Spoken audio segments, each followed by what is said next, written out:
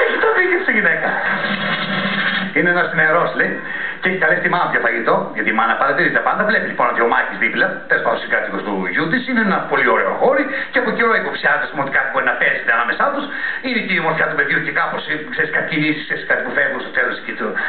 Ξέρεις, κάτι υπόλοιπο, γιατί ξέρεις που εκεί που φεύγει, ξέρεις, ξέρεις, κάτι. Όσο πέρναγε η ώρα, λοιπόν, παρατηρούσε και τον τρόπο που φρόνταγε τα δύο παλικάρια.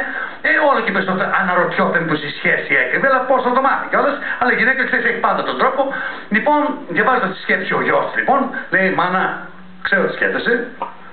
Σε βεβαιώνω ότι εγώ και ο Μάκης είμαστε απλά τσιγκάνικοι. Τελείωσε.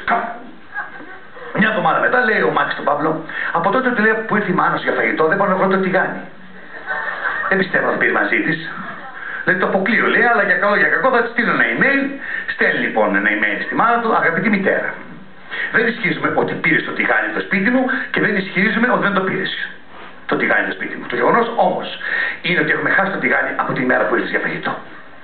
Με αγάπη, ο γιος ο Παύλος. Στέλνει email η μάνα: Αγαπητέ γέ μου, δεν ισχυρίζουμε ότι κοιμάσαι με το Μάκη και δεν ισχυρίζουμε ότι δεν κοιμάσαι με το Μάκη.